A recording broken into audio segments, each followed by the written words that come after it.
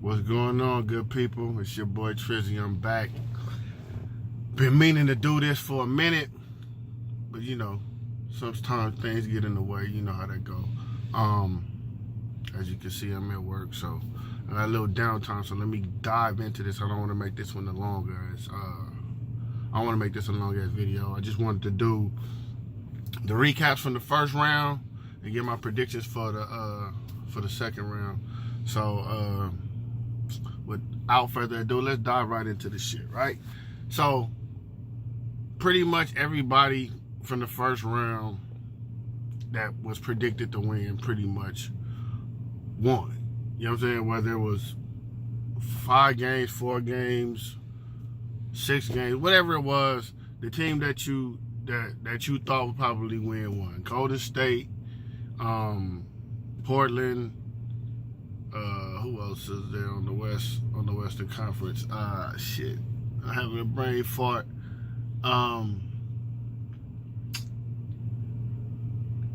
Well, the Denver San Antonio series is still going. I felt like that was gonna be the most competitive series of the first round on the Western Conference anyway, just because you got one team that's young with no experience but fairly good, and then you have another team that's kind of like in limbo as far as what their identity would be going forward. But they got great coaching and they got great players. Like everybody know about San Antonio, so that's nothing new right there. So I didn't know how. I felt like that series was gonna be like a toss-up pick'em. It's probably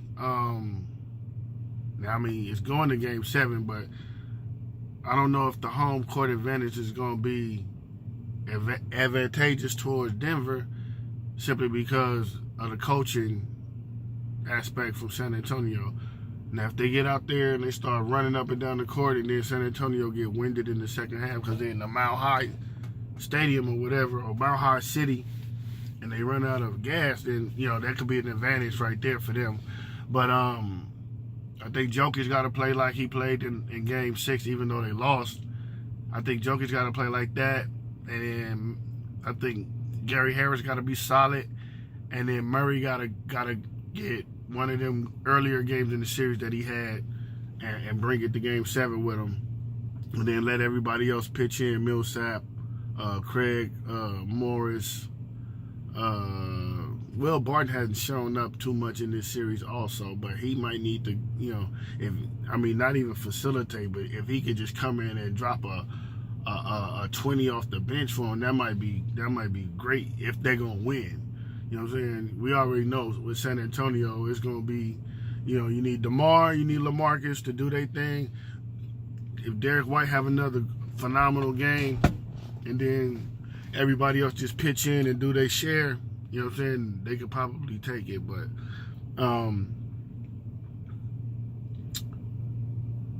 let's talk about the Portland OKC series, man. Like, I would have liked to see that series go 7 games just because of the drama, just because of the back and forth, and like closely matched teams. Like, I like seeing closely matched games in the playoffs. I don't like seeing blowouts like that. I mean, of course, that's what you usually get in the first round because of the disparity of the talent between the 1 seed, the 8 seed, the 2 seed, the 7 seed. You know, it becomes more prevalent as you get into the playoffs. Now, as we get into the second round, third round, championship, all of that stuff, then it's like, all right, it shouldn't be that much of a disparity between the teams that are being left over because you made it to this point for a reason, right?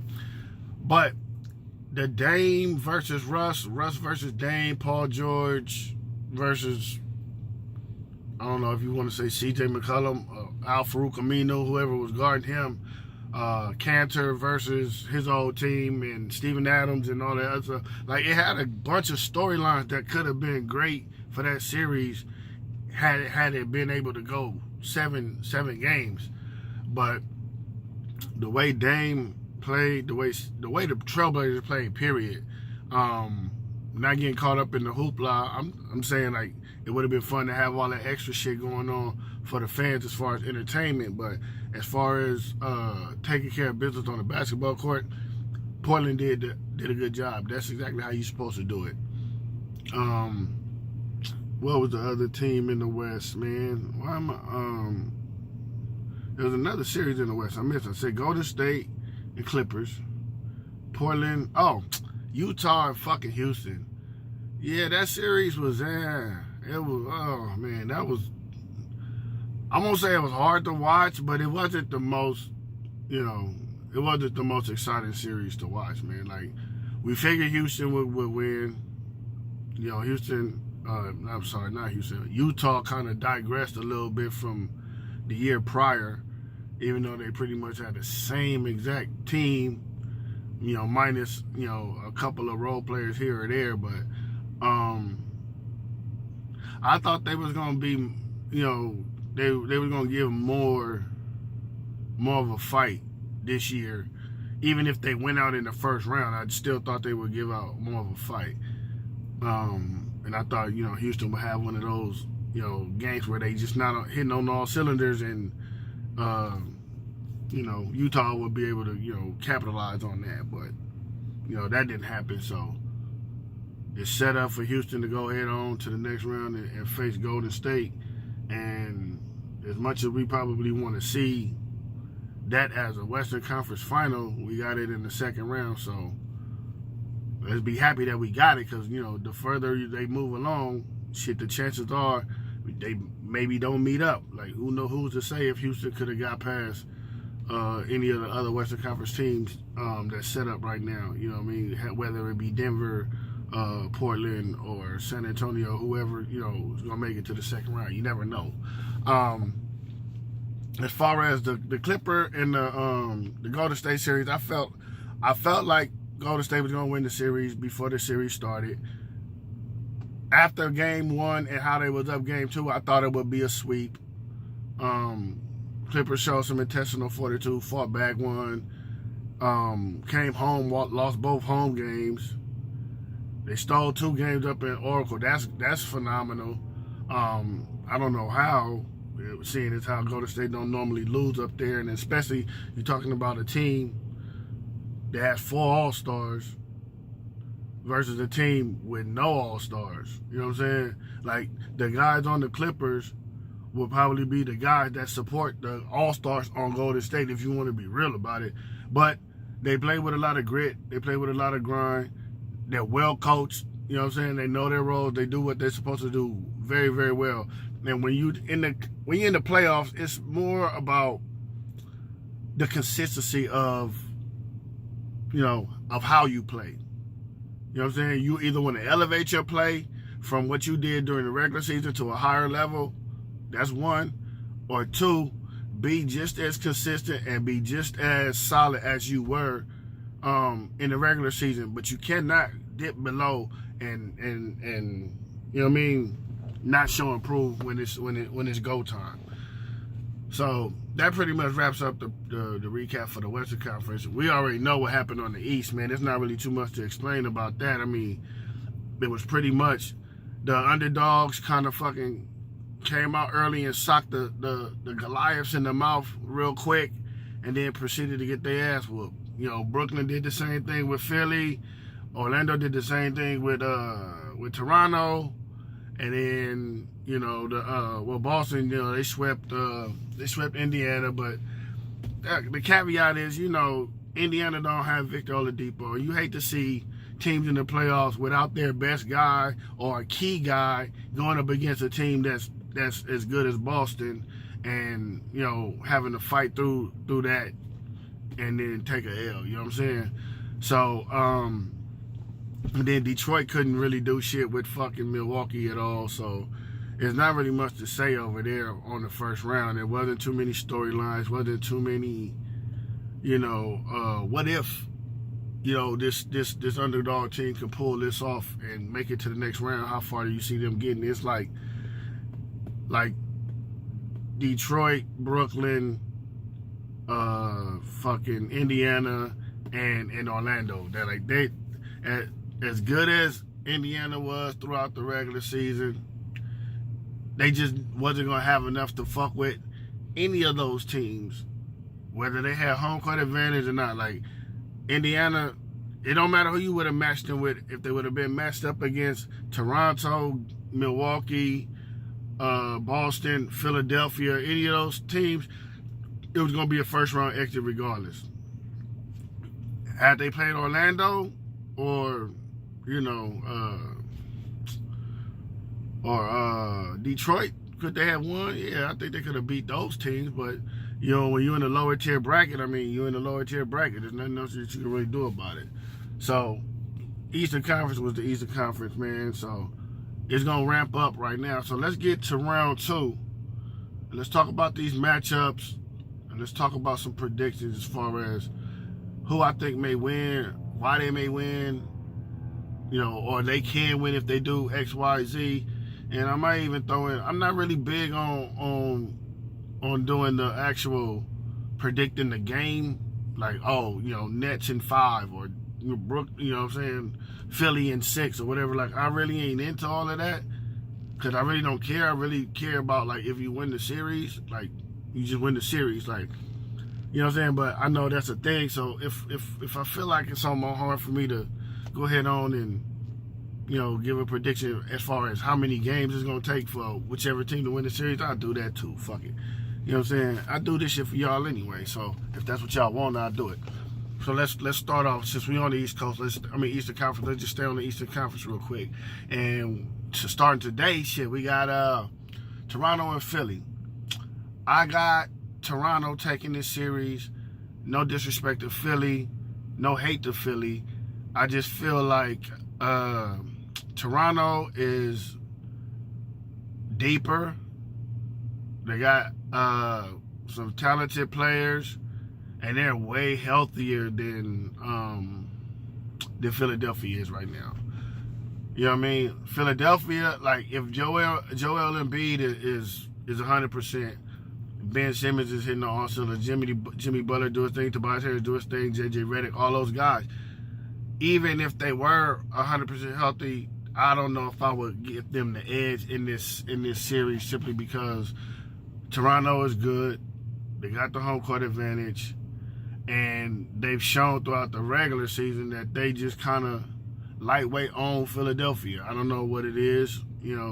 They took the series in the regular season 3-1, and the one that Philly got was when Kawhi didn't play. So, and then I don't think they've played since the trades have been made, as far as Tobias Harris being on Philly or Marc Gasol being on Toronto. I do want to see how they match these things up, because I'm always intrigued with how other teams will match up with Ben Simmons being the point guard. Like, how do you guard him? You don't use your regular point guard to stick him unless you have a tall point guard, and then you want to. So if you take Kyle Lowry off of defending Ben Simmons, then who do you guard? Who do you guard with Kyle Lowry? You get what I'm saying? So it's probably going to be like a mismatch somewhere on the floor, which could be helpful. But I don't know if that's enough of an advantage for them to win this series. And I think I'm going to go Toronto in 6. Next series, we got Boston and we got Milwaukee. And we're going back to what I was just saying a little bit earlier, as far as the consistency. A team hitting on all cylinders. There's not many big margins of error when you see them play, and that's Milwaukee. I know Boston has a deep team as well as Milwaukee. The only thing that scares me about Boston is the inconsistencies that I've seen, throughout the season, and not having a real first round test in Indiana. You know what I'm saying? To kind of like rev them up, to get them up to speed before they have to face the team with the best record in the damn league this year. So, you know, I don't think. I mean, not that Milwaukee had like a hard first round either, but just the way that they've been playing to lead into the playoffs and then sweeping Detroit. I got them with the momentum still. I think Boston still has a few things to figure out. Is it possible that they win? It is possible. My personal pick is Milwaukee though, and I got Milwaukee in 7. I'll give Boston that much respect and credit because they have a playoff laden roster with guys that have been there before, especially last year. And I think that's worth something, and they'll give them a chance to, win some games. But I think when it comes down to it, Game 7 in Milwaukee, I just think the Greek Freak. I don't know who they got that's gonna stop the Greek Freak. I know everyone's worried about Kyrie and what he's gonna do, and that's rightfully so. But I just don't see Marcus Morris, Baines, Horford, Tatum, Brown. I don't see any of those dudes being able to slow down Giannis. I just don't see it. Now you can kind of shut down Middleton, Bledsoe, and anybody else that's gonna help out, Brook Lopez, so forth and so on. That might be your best bet, but then you might have to be dealing with a Giannis that's going for like 40 a game or some shit. So you never know. So those are the Eastern Conference shits, right? I picked up everybody. Yeah, it's 4 teams left, so it's 2 series. You know, Toronto in 6, Milwaukee in 7. We slide over here to the West Coast, Western Conference. You know what I'm saying? My home conference, basically. And you got the one series already set, and then I'll give a scenario for if, San Antonio or Denver, whichever one of them win and go up against Portland. You get what I'm saying? So let's dive into this Houston Golden State Warriors series, man. Personally, I would like to see Houston win. Not no shade to to throw Golden State out under the bus and no shit. But like I said, I would have preferred this to be the Western Conference Finals, and then whoever wins, they go to the NBA Finals. But because it's set up in the second round, and I would like to see Houston win. Will they or can they? It remains to be seen. I'm not sure. I know they probably, if they got some smart coaching and film editors and whatever, they should be taking a page out of the Clippers book as far as how Golden State defends the pick and roll. Because the pick and roll with Lou Williams and Montrezl Harrell was just, I didn't see Golden State doing too well being able to stop that. So with that being said, the pick and roll with Harden and Capella, or the pick and roll with CP3 and Capella, or Kenneth Faried, or Nene, or a pick and pop with like a guy like Gerald Green or Daniel House or PJ Tucker or whoever it is, just pick and roll, pick and pops situations.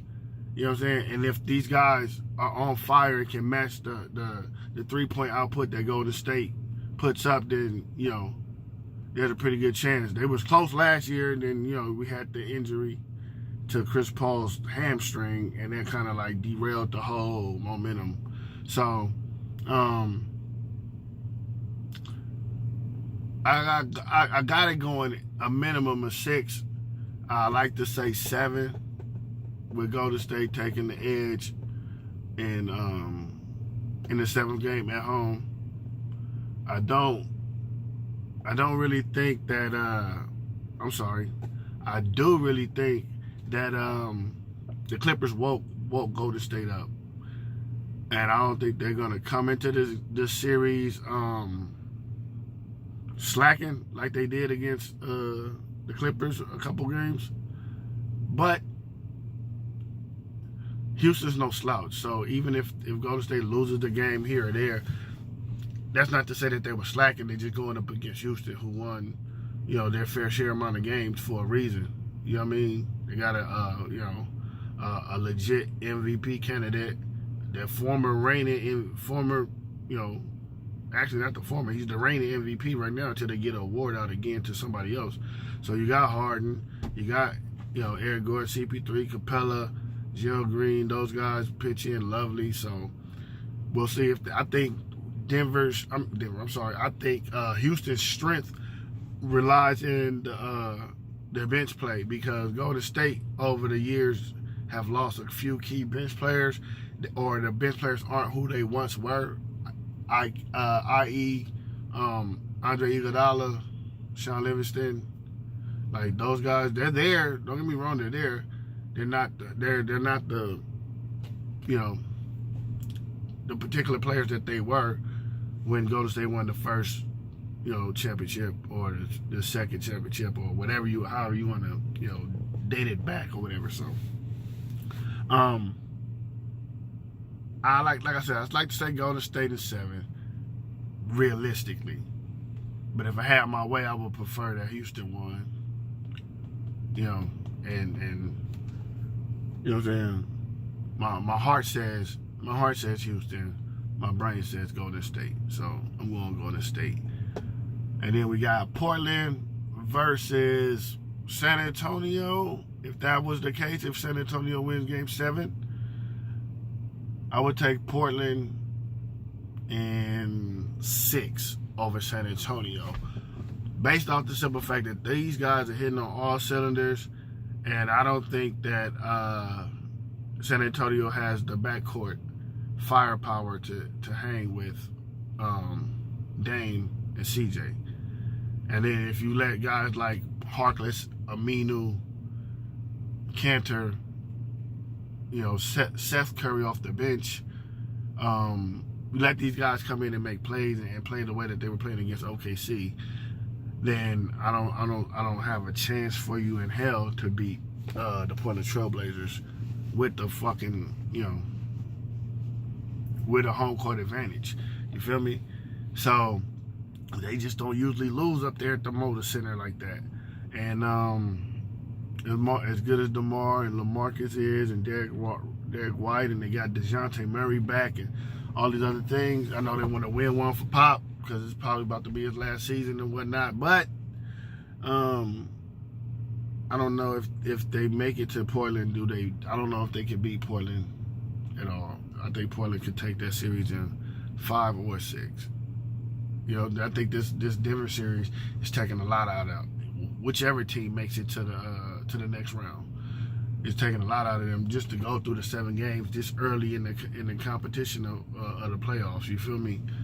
Now, if Denver was to win tonight and make it to the semifinals, I could see that being a more interesting matchup, because it's almost like polar opposites as far as the strength of the Portland Trailblazers versus the strength of the